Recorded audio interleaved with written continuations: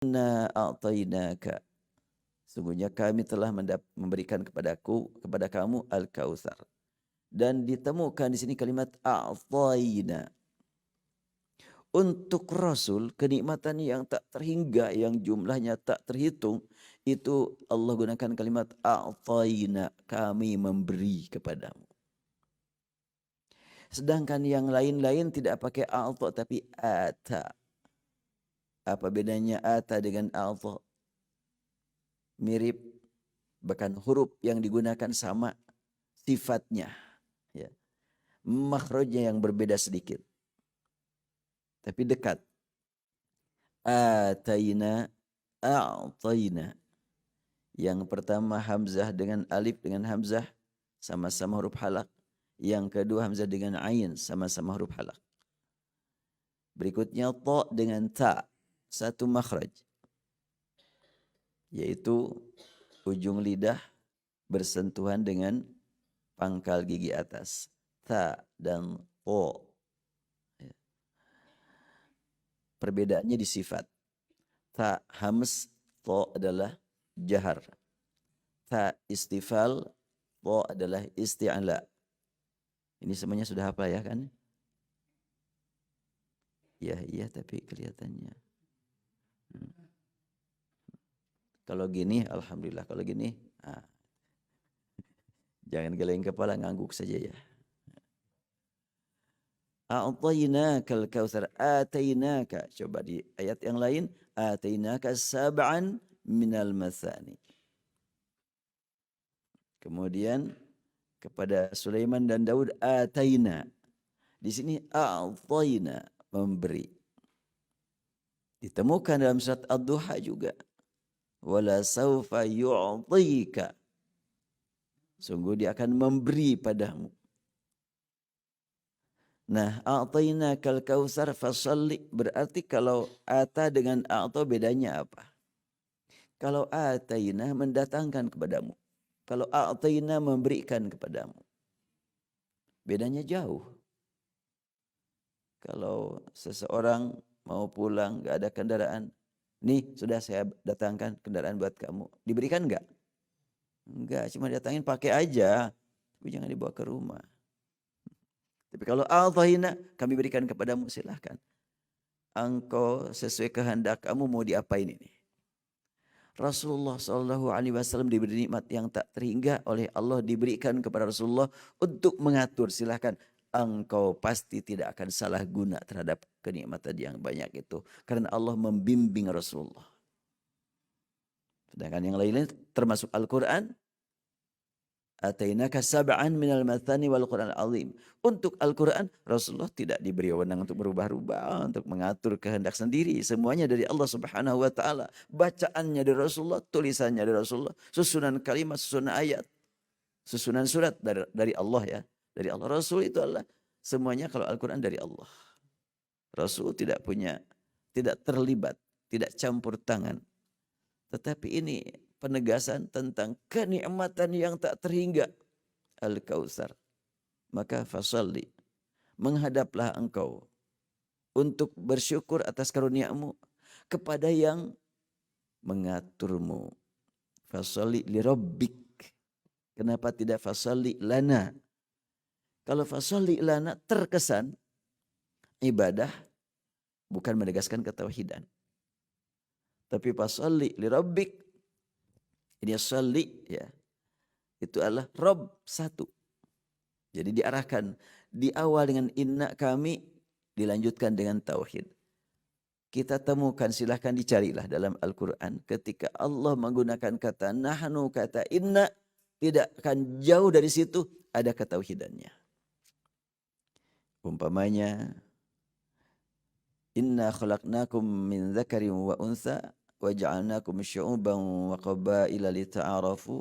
Lanjutannya, inna akramakum indallah. Tidak inna akramakum indana. Tapi indallah. Tidak jauh dari situ ada kalimat tauhidnya. Inna a'tinakal kautsar fasalli li rabbik. Dengan Rabb itu adalah tauhid. Karena Rabb satu, tidak arbab. Kalau inna a'tinakal kautsar fasalli lana, Lana itu adalah menunjukkan keagungannya. Kemudian salat harus dijadikan oleh kita sebagai aktivitas yang kita nikmati. Ada Rabb di situ. Kemudian setelahnya salat hubungan langsung dengan Allah. Wanhar. Ini akan kita perluas bahasan wanhar. Berkurbanlah kamu. Kita semuanya merasakan nikmat dari Allah tak terhingga. Dan kita biasa melaksanakan salat. Kita berjuang. Termasuk yang melaksanakan perintah wanhar. Sesuai kemampuan. Kok sesuai kemampuan? Kan ada batasannya. Ya, ini umumnya masyarakat di kita memahami makna berkurban disamakan dengan hadyu, disamakan dengan aqiqah, disamakan dengan dam. Apaan tuh ya? Ada 4 istilah. Hadyu, binatang yang disembelih terkait dengan paket haji dan umrah. Berarti hanya disembelih di sana, dibagikan di sana, dan tempatnya sudah dipastikan. Yaitu antara tanggal 10 sampai tanggal 13 itu hadyu. Wa in uhsirtum famastayassara minal hadyi. Kemudian ada lagi dam. Sekilas saja ya. Walaupun kalau daftar sekarang mau haji kan masih 30 tahunannya. Iya. Bandung sekarang daftar untuk haji nunggu 30 tahun. Kalau Ujung Pandang, Balikpapan nunggu 90 tahun. Negara tetangga kita Malaysia nunggu 147 tahun. Bisa gitu? Ada yang hidup sampai 150 tahun? Ya, Allah yang atur segala-galanya. Mungkin yang ditakdirkan Allah harus berangkat, berarti dia dipanjangan umur, dan yang sudah duluan daftar sudah pada pergi menghadap kepada Allah sehingga tidak sempat. Maka naiklah nomornya. Kalimat wanhar, berkurbanlah kamu, umum di kita 1 orang 1 kambing. Seekor sapi hanya untuk 7 orang. Untuk hadyu begitu. Untuk dam juga begitu. Tapi apakah untuk kurban sama? Umumnya memahami sama. Kalau sekiranya nanti seseorang membawa seekor domba ke Masjid As-Salam umpamanya. Ini kurban atas nama keluarga besar Pak Haji Mahmudin. Berapa orang? Ada 10 orang. 1 ekor 10 orang. Iya, mana ada. 1 ekor ya 1 orang lah. Pasti akan dikatakan begitu. Kenapa demikian? Pemahaman masyarakat seperti itu dari dulu sampai sekarang. Praktek Rasul bagaimana? Kita ikut sunnah Rasul. Sesuai yang disabdakan. Sesuai yang dilaksanakan. Sesuai yang diajarkan. Berkurban ini diperintahkan kepada semua orang. Hadyu hanya orang haji. Haji liman istata'a ilaihi sabila. Bagi yang mampu. Untuk berkurban, mampu sholat, mampulah berkurban. Boleh gitu berkurban dengan ayam? Ya jangan pakai ayam, jangan. Kenapa jangan pakai ayam? Ada nasnya itu. Jadi Rasulullah SAW berkurban ya dengan binatang yang berkaki 4. Dengan sapi, dengan unta, dengan kambing, domba. Itu jelas sekali dalam hadis. Bahkan Rasul bersabda, ma'amila adamiyun amalan yauman nahri ahabba ilallahi min ihraqid dam. Tidaklah ada perbuatan yang dilakukan Bani Adam pada hari nahar yang lebih Allah cintai daripada berkurban. Ihraqid dam. Kalimatnya ihraqid dam, mengalirkan darah hewan yang dikurbankan. Lanjutannya, innaha la ta'ti yaumal qiyamah biquruniha. Sifat-sifat yang dikurbankan antara lain adalah nanti binatang yang dikurbankan akan hadir pada hari kiamat lengkap terlihat tanduknya. Silakan cari ayam yang bertanduk. Wah, kalau gitu korbannya pakai ikannya, soklah cari ikan yang bertanduk. Nah, ini ada tanduknya nih. Wa ash'ariha, dan ada bulu-bulunya, walnya itu. Gak bisa berkurban pakai belut, gak ada bulunya itu. Pokoknya soalnya saya di sini nggak ada yang senang daging. Mau pakai ikan aja kurbannya. Ya di tempat yang lain aja. Karena ini adalah ada anjurannya begitu. Banyak di tempat yang lain yang ingin makan daging nunggu hari Idul Adha. Alhamdulillah santri Magdisma nggak nunggu Idul Adha. Bahkan kadang-kadang akhwat bosan masak dagingnya juga. Ini jelas hadis menyebutkan, dan Rasul bersabda, "Inna la ta'ti yaumal qiyamah biquruniha wa ash'ariha wa adlafiha." Binatang nanti yang disembelih, yang dikurbankan akan hadir lengkap dengan tanduknya, bulunya, dan kuku-kukunya. Adlaf itu kuku untuk binatang. Kalau untuk manusia tidak pakai adlaf. Untuk burung juga bukan adlaf.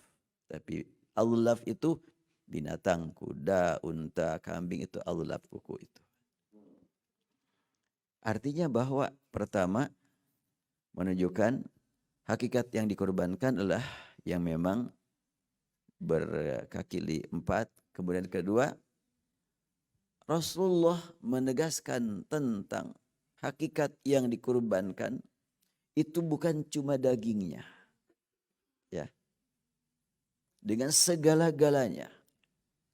Kalau ada kalimat bi asy'ariha, dengan bulu-bulunya nanti akan hadir, berarti kalau gitu yang dikurbankan termasuk bulunya, termasuk kulitnya itu dikurbankan. Jadi bagaimana praktek nanti pemanfaatan kulit? Apakah kulitnya langsung digoreng gitunya dengan bulu-bulunya, dibikin kerupuk? Apa begitu maknanya? Maksudnya adalah orang yang berkurban mengorbankan segala-galanya sehingga tidak ada satu bagian pun dari binatang yang dikorbankan.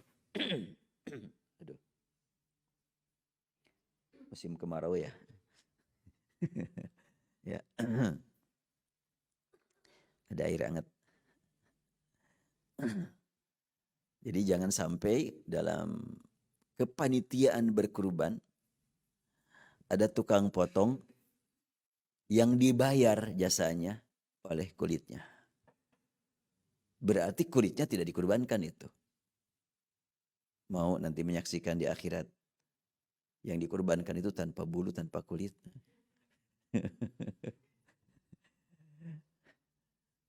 Rasulullah Shallallahu Alaihi Wasallam menegaskan ta'ti biquruniha wa ash'ariha wa adlafiha. Jadi tidak ada yang dijadikan sebagai bayaran untuk tukang potong. Terus kulit mau dikemanakan? Tukang potong mau dikasih, diberi, silahkan. Tapi bukan bayaran. Beda ya. Ini banyak saya dengar gitulah di beberapa tempat. Kulitnya dikasihkan kepada yang potong, bayar jasa dia karena akan dijual oleh dia. Lah, kalau begitu yang dikorbankan tanpa kulit dong. Dengan kulitnya harus dikorbankan. Kalau tukang potong minta kulit, dikasih sebagai mustahik, bukan sebagai bayaran. Sederhana itu. Tapi sangat berpengaruh besar. Ada juga yang berkata, ekstrimnya, pokoknya semuanya dikorbankan, jangan ada kulit yang dikasihkan kepada siapapun. Udah cincang aja bagikan. Manfaatnya ada enggak? Kita harus melihat asas manfaat. Islam sangat perhatian kepada asas manfaat. Nah kemudian kalau disebut tadi seperti itu, kita sangat penting untuk berkurban dengan segala-galanya. Lalu Rasulullah SAW bersabda, "Fatibu biha nafsah." Maka jaga kesehatan binatang yang dikurbankan. Sebab nanti di akhirat tentunya akan terlihat kesempurnaan yang kita kurbankan. Nah kok kalimatnya kita? Memang sudah pada punya uang berapa nih? 3 juta, 4 juta, 1 ekor. Kalau kalimat wanhar ditujukan kepada semua orang, semua kita bisa berkurban sesuai kemampuan. Kok ada sesuai kemampuan, biasanya juga 1 orang 1 kambing, itulah pemahaman yang tersebar. Yang benar yang bagaimana? Kita lihat nas hadis. Mungkin buat sebagian ini baru. Berkali-kali sahabat mendengar Rasulullah saat berkurban, ketika goloknya sudah diletakkan di leher domba, beliau berdoa, Bismillahi Allahu Akbar, Allahumma inna hadza an Muhammadin wa ummatihi. Itu dalam satu riwayat. Dalam riwayat yang lain, Allahumma inna hadza anni wa amman lam yudahhi min ummati. Bismillah, Allahu Akbar, ya Allah, aku potong hewan ini sebagai kurban atas namaku dan atas nama umatku yang belum berkurban. Berapa orang tuh? 1 ekor dilibatkan berapa orang? Gak dibatasi. Jumlahnya banyak sekali. Dan itu hadis banyak yang begitu tuh. Hadis riwayat Tirmidzi. Bahkan Abu Ayyub Al-Ansari ketika ditanya tentang bagaimana praktik berkurban zaman Rasul, dia menjawab, kana rajul yudahi an nafsi wa an ahli baitih. Zaman Rasul biasa seseorang berkurban memotong 1 ekor kambing atas nama dirinya dan atas nama keluarganya. Jadi biasa atas nama keluarga. Nah tentu ini perlu perjalanan panjang apabila ikhwan dan akhwat mau meyakinkan masyarakat di kampung, ya harus perjalanan panjang ya. Gak bisa sekaligus. Tapi ingin supaya kita semuanya termasuk yang berkurban, alangkah baiknya. Kalau keluarga, umpamanya kita ada berapa orang, Firman berapa orang keluarganya? 5 ya. 5 1 ekor gitu kan. Langsung termasuk melaksanakan wanhar. Kang Galuh berapa orang keluarganya? 5 juga. 5 ya. Badami ya teh. Ya, 5 orang. Itu 1 ekor 1 kambing. 1 ekor 1 kambing. 1 ekor kambing untuk 5 orang sekeluarga. Ya tapi akan diketawain dong oleh masyarakat. Orang lain juga 1 ekor 1 orang, gimana sih untuk 5 orang? Ya gak usah pamer, gak usah rame lah. Diam-diam aja potong udah bagi. Gak akan nanya orang, ini atas nama siapa nih? Enggak. Allah saja yang mencatat. Nah, alangkah baiknya kalau umpamanya Kang Lutfi umpamanya ya. Keluarganya berapa orang? 4. Oh, kurangi 1-nya jadi tadi. Ya. 4 orang umpamanya berkurban di sana. Langsung Kang Lutfi nelpon kepada orang tua. Pak, udah kurbannya di Makdis aja biar aku yang nyembelih di sini. Hebat. Nanti di sini antum yang menyembelih, yang motong. Untuk apa kok di sini? Manfaatnya di sini lebih besar. Akan dimakan oleh para penghafal Quran setiap hari. Oh, akan lebih besar lagi kan? Ya, ini kan untuk 1 tahunan makan di sini tuh. Iya. Jadi kan nggak akan kehabisan bahan tuh. Kang Adit nyate terus tuh nanti. Iya. Jadi silahkan itu. Silahkan kontak ke keluarga. Bagi yang di sananya pokoknya menyembelih 2 ekor, 1 ekor di sini gitu. Enggak, di sini cuma 1 ekor, nyalah di Makdis saja 1 ekor mah gitunya. Ya, ini adalah untuk kepentingan bersama-sama ke sana. Sangat baiklah gitu. Tapi di kampung sangat memerlukan, oh silahkan. Sebab saya sampaikan tadi kan banyak di kampung orang menunggu Idul Adha ingin enak makan daging. Banyak itu. Sampai saat ini masih banyak. Jangan dikira ya kayak kita semuanya di sini, enggak ya. Kemudian Praktek tadi Rasulullah menyembelih 1 ekor atas nama orang banyak, muncul pertanyaan. Emang ada gitu perpindahan ibadah yang membeli kepala keluarga 1 ekor? Kok atas nama 5 orang, 6 orang? Jadi bagi-bagi pahala, enggak bicara pahala. Hadis tidak bicara pahala. Tapi laksanakan perintah Al-Quran wanhar. Dan kalau tidak kamu miliki, orang tua memiliki, ikut di sana. Maksudnya apa? Manfaatnya apa? Atas nama umat. Itu praktik Rasul kan? Cuma kita jangan sampai salah paham. Ada seorang ustadz, saya lihat di YouTube, dia berkurban 1 ekor atas nama beberapa orang. Itu katanya tidak terpenuhi sunnahnya, tapi pahalanya kebagian semuanya. Kok jadi pindah begitu? Justru sunnahnya yang dilaksanakan. Pahala nama ya tentu. Siapa yang terlibat dapat pahala lah gitu. Entah terlibat mungkin umpamanya sekarang. Santri 50 orang, 60 orang, seekor sapi oleh 50 orang berapa per orang? Atau jangan sapi atunya berapa? Alhamdulillah. 2 ekor domba umpamanya. Harganya taruhlah 5 juta 2 ekor. Ya udah berarti 50 per orang berapa tuh? 100.000. Dapat nilai berkurban. Jangankan terlibat mengeluarkan dana. Tidak terlibat saja diketahui sebagai yang mengikuti sunnahnya. Sunnah Rasulullah, sunnah berkurban. Dan ini praktik Rasul. Hanya ketika memang ada pembahasan tentang ibadah untuk orang lain yang lebih muncul, lebih cepat muncul adalah pembagian pahala. Sehingga akhirnya dikonfrontir dengan ayat Al-Quran. Wa alaysa lil insan illa ma sa'a. Wal yawma la tuzlamu nafsun syai'a wa la tujzauna illa ma kuntum ta'malun. La taziru waziratu wizra ukhra. Alla taziru waziratu wizra ukhra. Selalu dikonfrontir dengan ayat itu. Kenapa? Karena yang terlintas lebih cepat itu adalah bagi-bagi pahala. Di dalam ajaran Al-Quran istilah bagi-bagi pahala asing.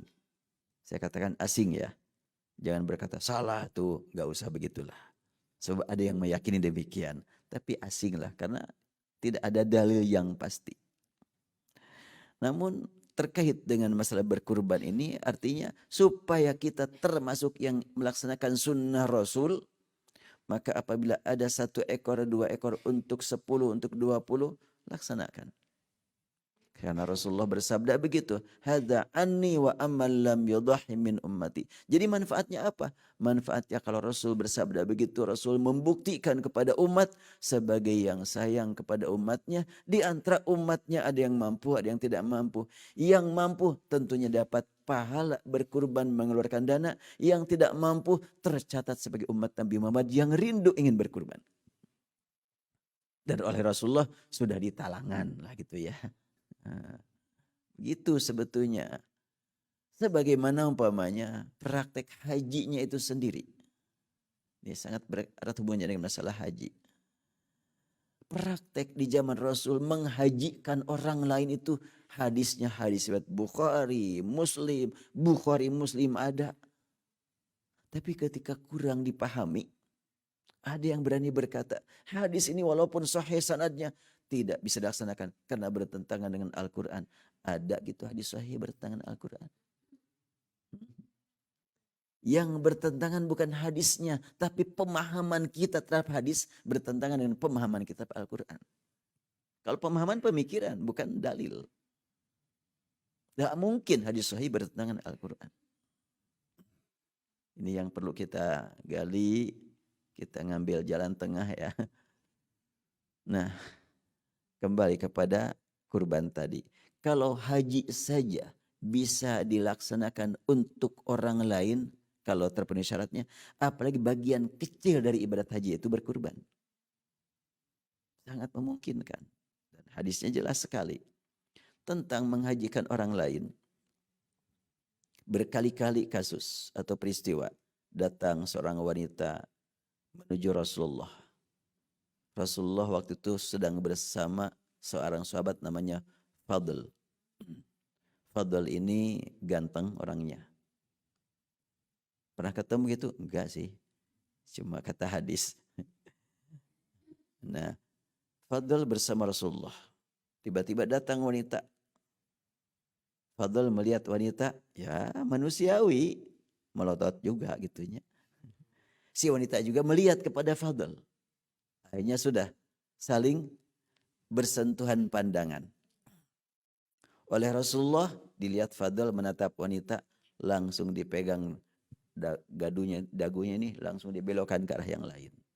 Ah, kamu lihat-lihat sana kira-kira begitu. Setelah itu si wanita langsung menuju Rasulullah dan bertanya, ya Rasulullah, orang tuaku sudah meninggal, belum sempat melaksanakan ibadat haji. Bolehkah aku niat ibadat haji atas nama mereka, atas nama orang tuaku? Waktu itu Rasulullah sedang dalam perjalanan haji. Berarti si wanita sedang haji. Buat apa dia bertanya? Buat tahun depan. Karena orang tua sudah tidak ada, tahun depan ingin haji atas nama orang tua.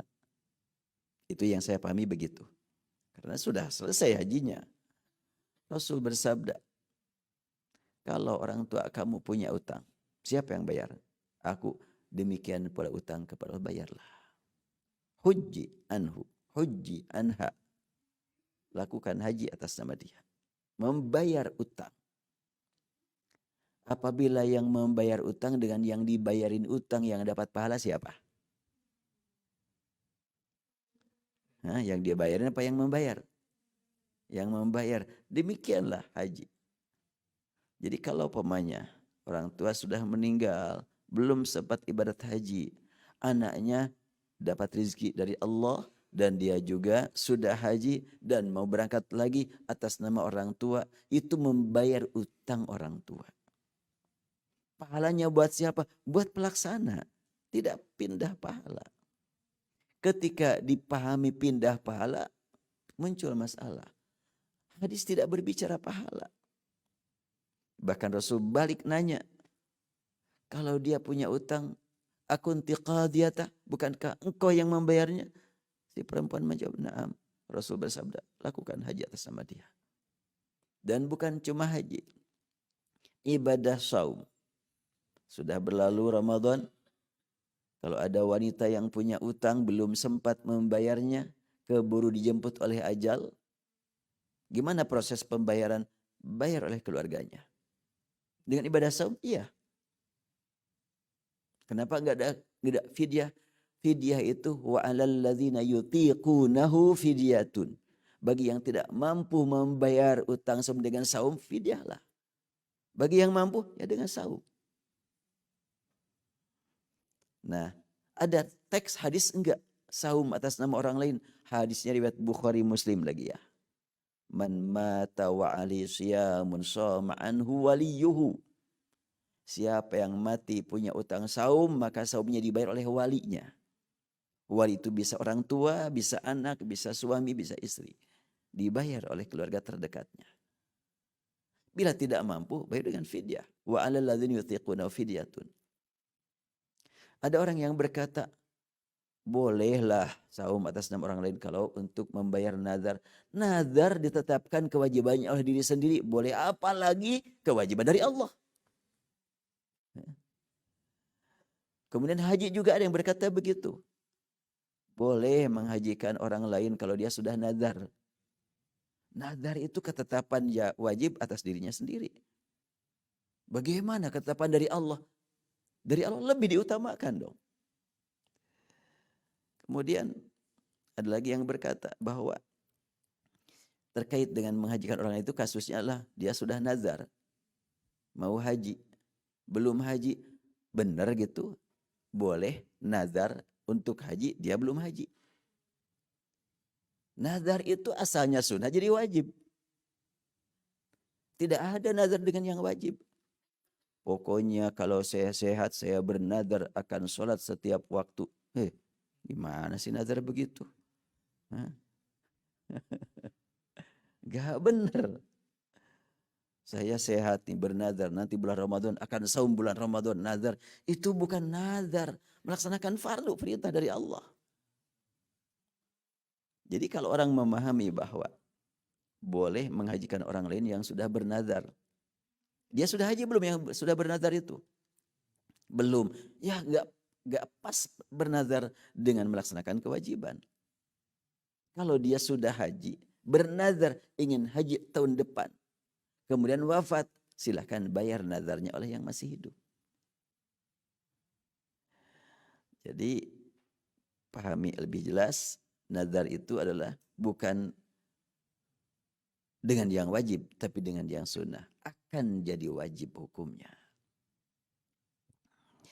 Nah, kenapa kok ada perbedaan haji, saum? Sholat boleh nggak digituin? Udahlah ini ada orang yang sudah lama tidak sholat, mau saya bayar aja kodok sholat dia. Nggak ada untuk sholat. Kenapa kok dibeda-bedakan? Yang disebut dalam hadis rukun Islam, itu punya khasais, punya karakter berbeda. Ada yang sangat ringan, maka tidak ada keringanan lagi. Ada yang ada ringan tapi agak berat, ada keringanan pada waktu-waktu tertentu. Umpamanya syahadat. Syahadat itu ringan, maka tidak ada keringanan lagi. Tidak ada mengkosor syahadat ya. Mewakilkan syahadat nggak ada. Syahadat cuma segitu, laksanakan oleh masing-masing. Nggak ada keringanan lagi. Tidak melaksanakan syahadat berarti memang belum Islam. Lalu sholat. Sholat itu kan ada harus suci, ada waktu tertentu. Ada tempat yang harus bersih. Bila tidak memungkinkan, ada aturan yang disebut dengan jamak dan qasar. Itu keringanan. Tapi sama prakteknya, sama semuanya. Dari mulai Rasul sampai kita yang namanya qasar 4 jadi 2. Yang 3 jangan dikosor. 1,5. Iya. Hanya 4 saja dikosor jadi 2. Kemudian ada jamak. Yang dijamak hanya maghrib, isya, subuh, zuhur, asar. Tidak ada jamak dari subuh ke zuhur. Enggak ada. Atau dari asar ke maghrib. Enggak ada. Ini yang gini-gini itu ternyata masih banyak umat yang belum ngerti ya. Harus dijelaskan itu. Jadi jamak adalah zuhur asar. Entah asar ditarik ke zuhur atau zuhur ke asar. Maghrib isya, entah maghrib ke isya atau isya ke maghrib. Silahkan itu. Dan qasar adalah yang 4 jadi 2. Apakah setiap jamak ada qasornya? Setiap qasar ada jamaknya? Terkadang qasar saja tanpa jamak, terkadang jamak saja tanpa qasar. Terkadang jamak dan qasar, tergantung penyebab. Ada yang memahami itu satu paket jamak dan qasar. Dari mana kalimat itu ya? Ketika kita dalam keadaan sibuk sekali, sulit untuk melaksanakan sholat pada waktunya masing-masing, silahkan jamak tanpa qasar. Seperti siapa umpamanya? Seorang dokter ahli bedah umpamanya sedang operasi. Ini perlu waktu bedah ini 5 jam. Mulai jam berapa? Ya mulai jam 1 zuhur. Sholat asar tarik ke zuhur.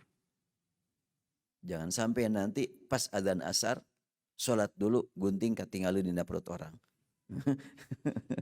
Sedang operasi, bahaya itu. Jadi silakan ditarik itu. Itu tidak qasar karena dia di tempat sendiri.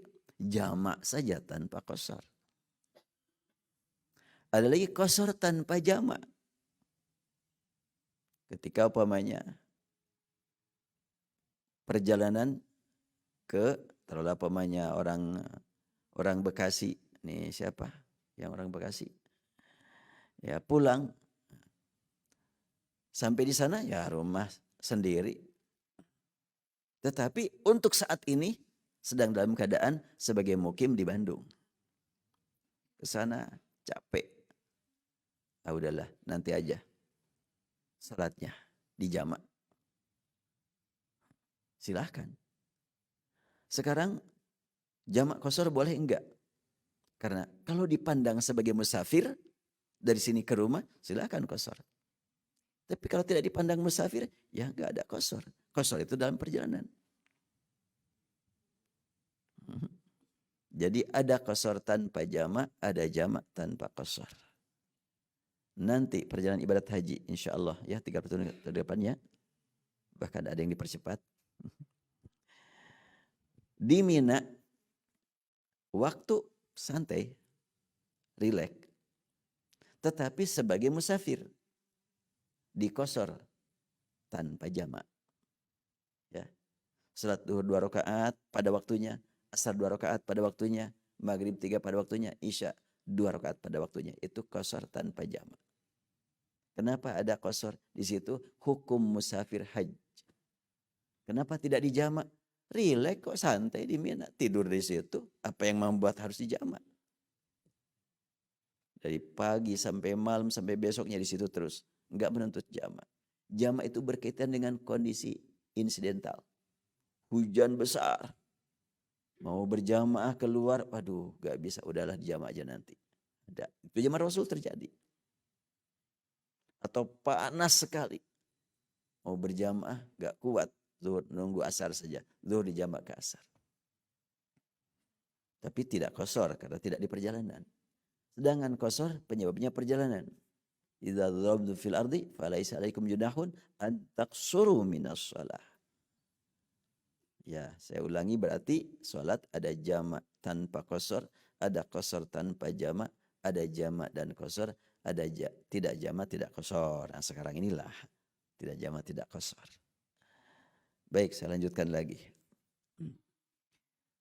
Dari syahadat ke salat, dari salat ke zakat. Zakat, kondisi masyarakat muslimin di dunia sangat beragam. Karena itu zakatnya juga berbeda. Salat sama. Tidak ada istilah saya mau lagi capek mau waktu salat, gak bisa, tetap salat. Sesuai kemampuan. Saya lagi sakit, Tuhan juga tahu kok. Kalau saya nggak salat, saya lagi sakit kok. Udah sakit gak salat lagi, rugi 2 kali. Tentunya sakit harus lebih khusyuk salatnya. Jangan ini salat terakhir kan gitu ya. Ya tapi kan gak ada perbedaan antara sakit dengan sehat. Boleh jadi salat terakhir juga. Kemarin tuh mati listrik di sini ya. Itu karena ada yang kena setrum. Meninggal. Di kecamatan Gedebage. Jadi langsung karena setrum meninggal, langsung dimatiin listriknya. Itu ceritanya begitu. Ya, tidak tahu kan urusan meninggal. Itu pasti orang sehat itu. Makanya kalau kita banding-bandingkan, orang meninggal dalam keadaan sehat lebih banyak daripada orang yang meninggal dalam keadaan sakit. Betul nggak? Iya. Yang sakit di rumah sakit ya, atau sudah dirawat. Yang sehat sekali meninggal 100 gitu kan. Jatuh pesawat, tenggelam kapal. Itu yang naik kapal, yang naik pesawat itulah orang-orang sehat itu. Sekali meninggal ratusan, bahkan ribuan pernah. Tsunami, betapa banyak yang meninggal. Maka kita harus selalu ingat terus kepada kematian ini. Nah, tadi tahapan-tahapan ya. Jadi syahadat, sholat, zakat. Zakat beda-beda kemampuannya. Karena itu ukuran zakatnya juga berbeda. Nah, kemarin saya belum sempat menerangkan pada waktu bulan Ramadan. Zakat fitrah. Mudah-mudahan zakat fitrah kita semuanya diterima oleh Allah Subhanahu wa taala. Rasul diterangkan oleh sahabat, farada Rasulullah SAW zakat al-fitri tu'matan lil masakin wa tuhratan lis-shaim. Zakat fitrah Rasul fardukan sebagai makanan untuk orang miskin. Tidak ada dari zakat fitrah yang disebut dengan hak amilin. Ada yang mendengar? Ada hak amilin di kampung, di daerah? Dulu bukan cuma amilin lagi. Para ambilin datang. Ambil. Ini amilin kelurahan, amilin kecamatan. Ya, itu mah bukan amil tapi ambil. Diidghamkannya, diikhfakannya. Ikhlab itu. Nah, zakat fitrah untuk orang miskin. Tu'matan lil masakin. Wa tuhratan lis saim, dan pensucian, peningkatan kesucian buat yang saum. Tapi di kita masih banyak zakat fitrah karena terkumpul sekaligus kan. Oh, pada ngerongrong gitu. Bagian la haula wala quwata illa billah. Ya tapi kan panitia capek dong. Masa nggak dapat? Jangan dari zakat fitrah. Kalau panitia itu miskin silahkan kasih. Kalau panitia nggak miskin dia nggak dapat hak dari zakat fitrah. Dari zakat yang lain saja. Dan kalau kita hitung-hitung zakat dari yang lain lebih besar mestinya daripada zakat fitrah. Sebab zakat yang lain itu kan kapan saja. Zakat fitrah kan cuma setahun sekali.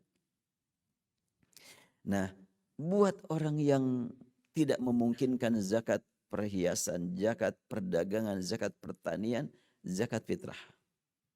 Setahun sekali. Karena Rasul menegaskan zakat fitrah ta'ala merupakan kewajiban buat setiap orang. Kok setiap orang? Masa sih ahlam wajib zakat fitrah? Yang membayar orang tuanya. Dianya enggak bayar. Oleh karena itu maka tentang zakat ini, bila ada orang miskin, betul-betul miskin tidak mampu mengeluarkan zakat fitrah. Bolehkah kita bantu? Mang udah zakat fitrah belum? Aduh, dari mana untuk makannya aja nggak mampu. Nih, ayo bayarkan oleh kamu zakat fitrah. Dia datang ke orang miskin. Ini saya mau zakat fitrah kepada kamu. Hah? Kamu lebih miskin dari aku. Gak pantas aku menerima dari kamu. Cari yang lain. Nyari kemana-mana. Nggak dapat orang miskin yang menerima. Gimana itu? Makan sama dia. Tapi yang paling pasti dia sudah berjuang untuk mengeluarkan zakat. Dan sudah ada yang membantu keluarkan. Boleh begitu. Dia penerima, dia juga muzaki. Realitanya zaman Rasul juga begitu. Kisah pada qad sami Allah qalat tujadiluka fi zawjiha wa tashtaki Allah wallahu yasma'u tahawurakuma. Itu kan kisah seorang nenek mendengar ungkapan suaminya, kakek. Si kakek berkata, anti alayya ka dhahri ummi. Kamu ini sekarang kayak ibu aku. Kok ngomong sembarangan? Kenapa? Ya kan sudah diketahui kalau ngomong begitu itu kita harus pisah. Punggung kamu kayak punggung ibuku. Kalimatnya zuhr. Artinya zuhr itu adalah maknanya sangat mendalam ya. Harus dimaknai arti kiasan. Artinya ya kamu sebagai ibuku saat ini. Berarti tidak boleh menggauli. Haram bergaul. Kaget si perempuan.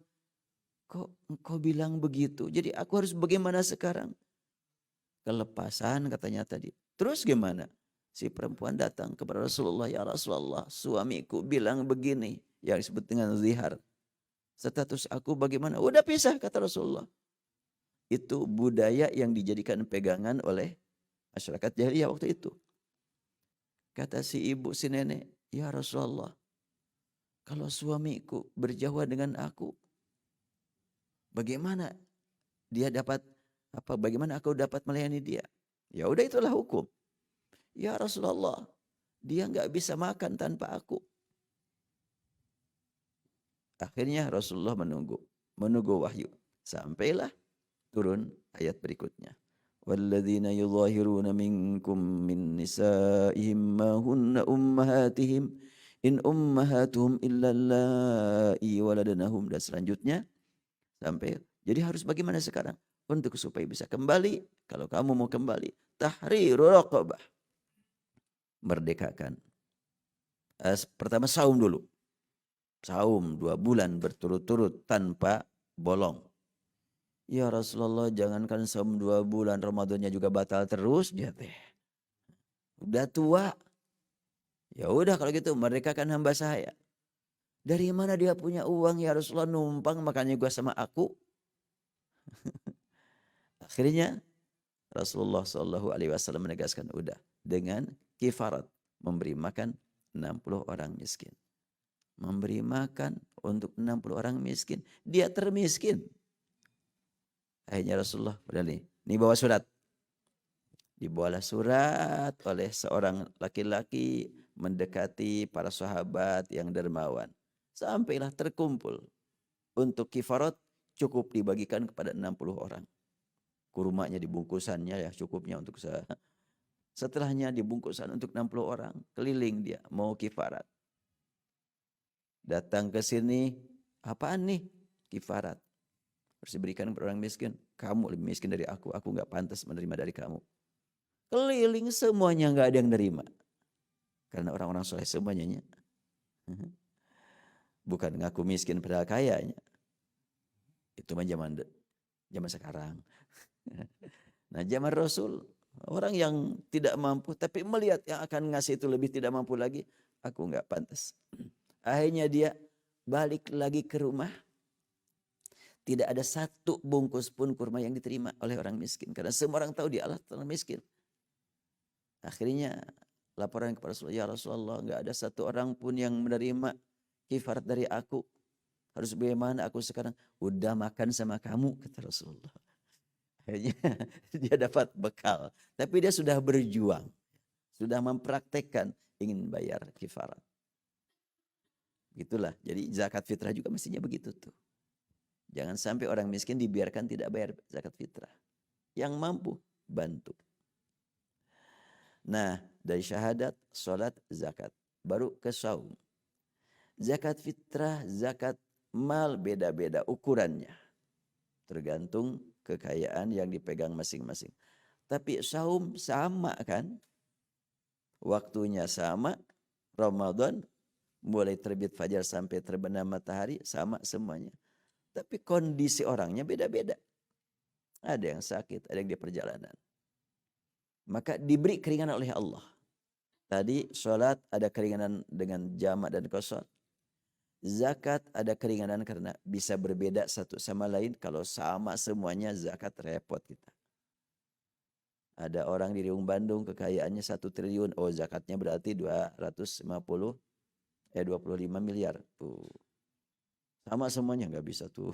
Uang miliarnya juga belum pernah lihat. Maka beda zakat. Nah kemudian saum waktunya sama. Prakteknya sama. Tidak mampu karena kondisi yang berbeda. Ada qadha. Begitulah. Tidak ada qadha salat. Dalam arti qadha seperti tadi. Tapi kalau umpamanya istilah qadha bermakna lain silahkan. Seperti umpamanya tidur kemalaman bangun-bangun jam 8 pagi. Salatlah jam 8, salat subuh. Apa itu qadha atau apa? Ya terserah namanya, lakukan aja deh. Kata orang yang mengatakan qadha itu qadha. Kata orang yang mengatakan tidak ada qadha dalam secara mutlak, nah itu waktunya begitu. Ya terserahlah, yang penting praktek. Kita nggak usah sampai perebut nama ya. Isinya sama, istilahnya yang berebut, nggak usah. Karena hadis menyebutkan idza nama ahadukum idza raqada ahadukum aw nama 'alaiha falyusalliha fa innallaha azza wa jalla yaqul aqimis sholata lidzikri. Bila kamu tertidur atau lupa pas ingat lakukan salat pada waktu ingat saja. Sebab Allah tegaskan tegakkan salat karena ingat kepadaku.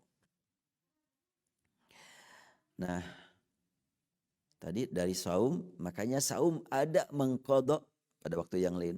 Tidak sempat diqadha, keburu meninggal, diqadha sama orang lain. Tidak mampu mengqadha, silahkan pakai fidyah. Itu keringanan. Nah, untuk haji, karena paling berat ibadah haji, keringanannya paling banyak. Wataknya begitu tuh. Sampai ada istilah menghajikan orang lain.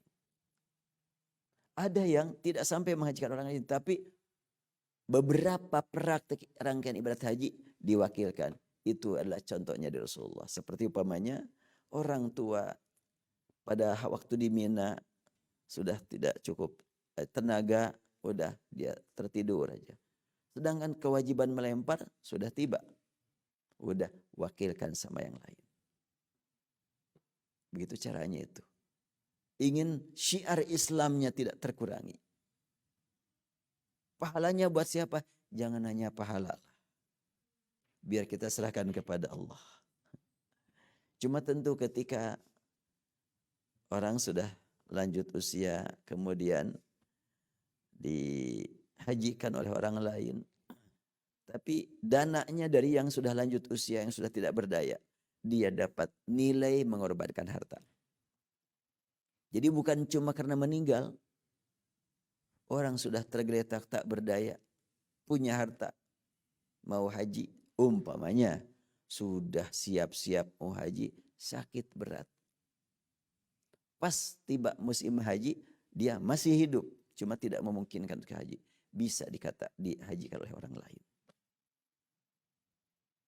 Itu adalah menghajikan orang lain. Tentunya untuk terpenuhi kewajiban, agar dia termasuk yang menyambut panggilan Allah. Ya, kembali kepada masalah bab berkurban tadi, silahkan diprogram nanti bagi yang memungkinkan, sampaikan kepada keluarga untuk supaya ada yang berkurban di sini. Sampaikan. Sekaligus ikhwan yang baru tahun ini di sini langsung dibimbing oleh siapa yang membimbing nanti? Motong, ada nih Kang Adit yang membimbing. Ada yang motong sapi, motong kambing. Cuma yang ngirim kerbau mah belum pernahnya. Kurban dengan kerbau gitu. Boleh enggak? Saya menemukan dalam satu kitab fikih, Imam Ali radhiyallahu anhu mempersilahkan. Memang tidak dipraktikkan zaman Rasul. Boleh jadi tidak tertarik untuk berkurban dengan kerbau barangkali ya. Tapi kalau sekiranya mau, tinjauan asas manfaat sah-sah saja. Lalu pembagian kurban, daging kurban. Ini syiar Islam ya. Wal budna ja'alnaha lakum min sya'airillah. Dan binatang yang besar disebut budna. Ja'alnaha lakum min sya'airillah. Kami jadikan buat kamu sebagai syiar Islam. Promosi Islam. Syiar itu begitu aja ya. Kemudian lanjutannya. Fadhkuru ismallahi alaiha shawaf. Fa'idha wajabat junubuha. Fakulu minha wa'atimul qani wal mu'tar. Binatang yang besar kami jadikan sebagai syiar Islam. Manakala sudah berbaris rapih, baca nama Allah. Memang dipotongnya kapan? Ya sedang berbaris itu. Itu motong apa? Motong unta. Buat sapi mangga. Jadi kalau motong unta bagaimana? Motong unta beda dengan motong sapi. Rasulullah pernah motong unta 65 ekor. Pada waktu berkurban. Beliau berkurban 100 ekor unta. 60 beliau sendiri yang memotongnya. Mungkin unta sudah berbaris. Menunggu dikunjungi Rasul. Allah Akbar. Rasul sambil jalan aja bawa golok. Allah Akbar, Allah Akbar, Allah Akbar. Terus 60. Saya waktu itu Rasulullah memotong 60. Oh sehat benar beliau ya. Berapa lama itu? Dibayanginnya motong kambing, ya. Dipegang. Atau motong sapi, diikat dulu. Proses panjang. Motong unta enggak begitu. Kan unta berdiri, lehernya kan berdiri ya. Udah sambil jalan. Nah gitu. Mau nyoba? Untanya enggak ada nih. Makanya Al-Quran menyebutkan fadhkuru ismallahi alaiha shawaf. Ingat nama Allah, sebut nama Allah ketika unta sudah siap berbaris untuk dipotong. Kemudian bila faidha wajabat junubuha, bila sudah jatuh tersungkur tergeletak siap dimasak, fakulu minha wa atimul qani'a wal mu'tar. Makan oleh kamu yang berkurban dan berikan kepada yang lain. Siapa yang lain? Al-qani' wal mu'tar. Siapa al-qani? Yang tidak menunggu-nunggu dikasih. Merasa cukup dengan kehidupan mereka, penghasilannya. Kasih, ini syiar Islam. Atau al-qani adalah beda agama. Tidak merasa penting untuk menunggu-nunggu. Kita mah bukan umat Islam. Dikasih juga, bagus itu. Di sini juga ada non-muslim. Nanti ya jangan ragu. Kasih mereka.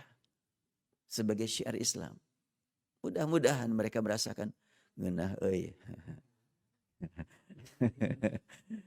Dekat dengan magnis mah ya. Beda agama juga dikasih kan gitu.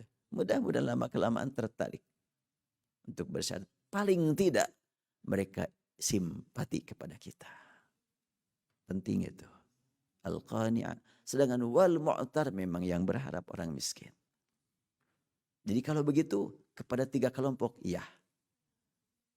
Yang berkurban, masyarakat luar yang tidak menunggu dapat, dan masyarakat luar yang menunggu mendapatkannya. Kalimat fakulu, makan oleh kamu. Rame-rame. Bagus itu. Di tempat motong hewan kurban, di situ masak. Bagus itu. Tapi ada yang melarang. Emangnya pesta ini katanya. Ini teh ibadah bukan pesta. Pesta ini teh. Namanya juga hari raya. Alangkah baiknya kalau sekiranya memang berkurban. Potong di situ ada orang lewat. Dipanggil. Nih sudah matang nih, yuk kita makan gulainya. Wah luar biasa itu. Orang lewat dipanggil. Yuk kita makan bersama. Syiar Islam namanya juga. Ini pemahaman harus diperluas tentang masalah kurban ini. Ada orang yang sempit pemahamannya. Daging kurban mestinya daging mentahnya saja dibagikan, jangan matangnya. Ya bisa-bisa saja kalau ke rumah-rumah. Santri dikasih mentah, bingung. Coba. Kasihkan ke pemanya santri yang tidak biasa masak. Di sini masih mendingan coba. Sekarang pemanya para mahasiswa yang kos-kosan dikasih daging mentah. Aduh, daging mentah disimpan di mana lagi? Nggak punya kulkas. Hah? Dimasaknya juga di mana? Sehari-hari juga ke warteg gitu kan. Itu tidak benar, tidak mesti fleksibel. Pendistribusian daging kurban fleksibel. Tergantung asas manfaat. Apabila di kampung sekali, dipanggil, yuk makan bersama. Mungkin saat dia makan enak, ingat kepada keluarga. Duh, saya enak-enak makan di sini. Keluarga tidak kebagian. Mungkin dibagi mentah lebih bagus. Ya, itu tergantung kondisi. Makanya zaman Rasul ya tidak ditentukan harus mentahnya atau harus matangnya, enggak. Tergantung kondisi. Baik, udah terbit matahari ini, udah jam 6.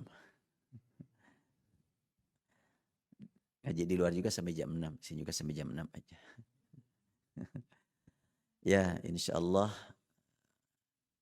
rencana jadwal keberangkatan haji dari kota Bandung itu yang 1 kloter, yang 2 kloter itu jadwalnya tanggal 13 dan tanggal 19.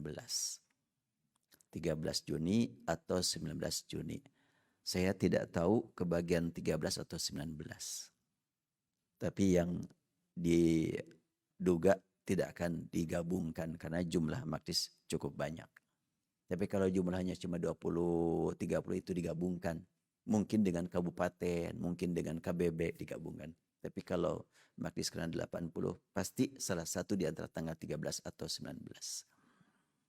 Jadi masih ada waktu untuk persiapan. Dan saya juga belum tahu nih kartu kesehatannya sudah jadi apa belum. Begitu ya.